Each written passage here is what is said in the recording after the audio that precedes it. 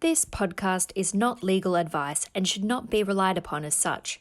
You should always obtain legal advice about your specific circumstances.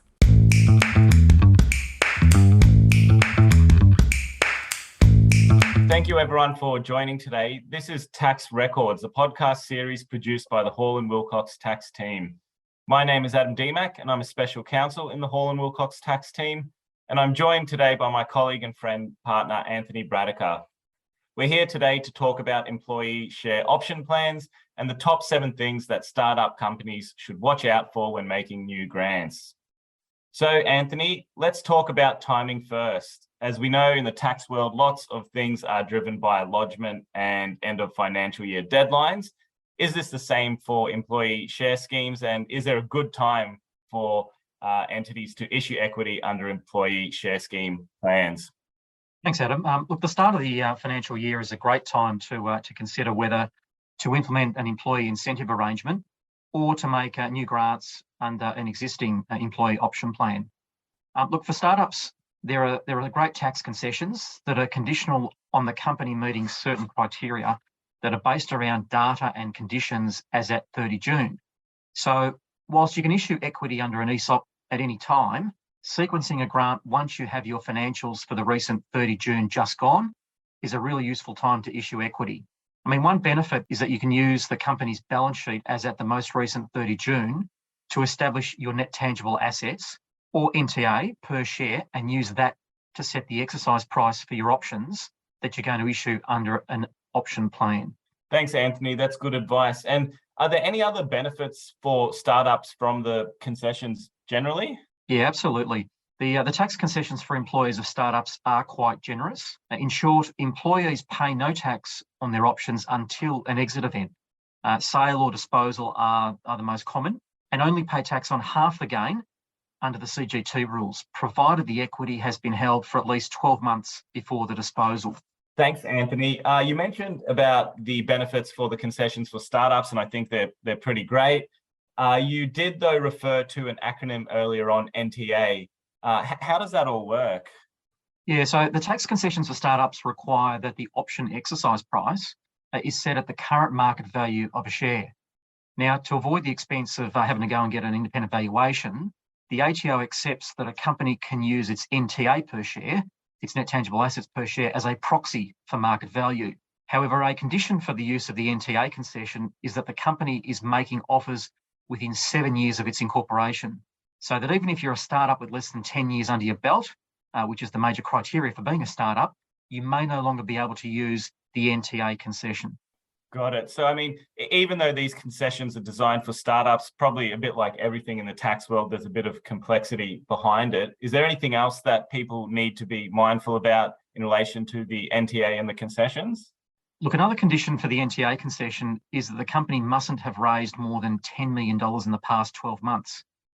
But if you've raised more than that $10 million in a previous year, the NTA concession can still be available for this year's grants if that $10 million threshold hasn't been breached in the past 12 months and the company otherwise qualifies for the NTA concession. Okay. And what about if money is raised in a different currency? Yeah, so in doing that $10 million threshold calculation, you've got to convert it to Australian dollars. So a lot of our clients have been raising money in overseas markets, the US, for example. And if you raise funds in US dollars, you've got to convert it to Australian dollars to see if you pass that $10 million threshold. Okay. And so if a company qualifies as a startup and meets all the necessary conditions, can it lose that status, or when might it lose that status? Yeah, absolutely, Adam. Now, this needs to be checked every single time that a grant is made.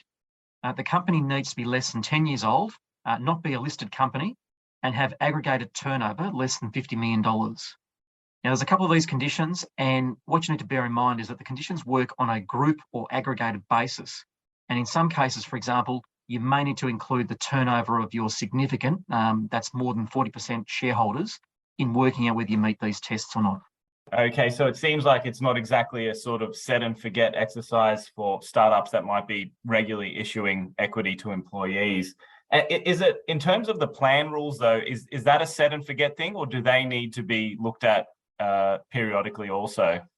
Sure. So look, Adam, once you've got a set of plan rules in place, I know it's easy just to put them into the top drawer and just forget about them until, say, an employee leaves or there's an impending exit event.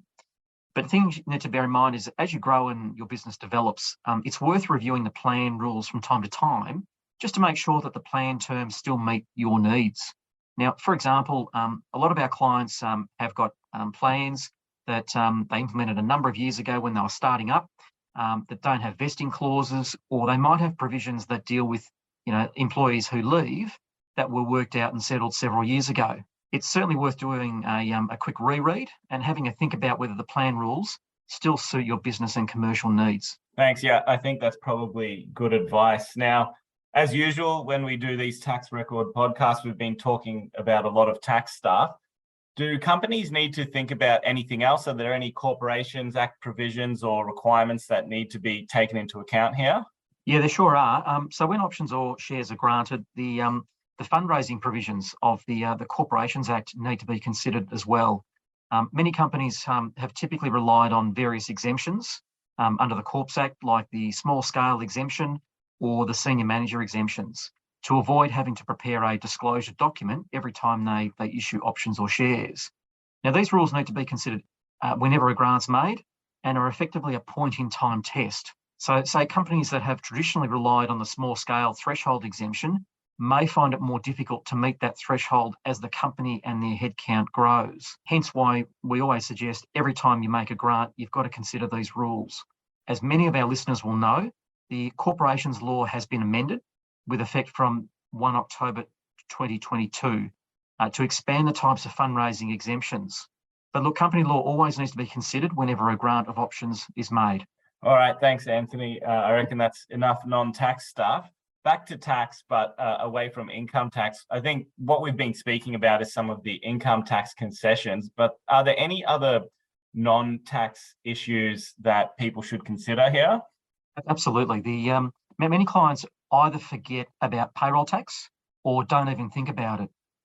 Every state and territory treats the grant of options under an ESOP as taxable wages to which payroll tax applies. It's no longer surprising the number of companies that fail to pay payroll tax on their ESOP grants. And I should say that in broad terms, companies can choose to pay payroll tax on the grant or at a later time when the options vest.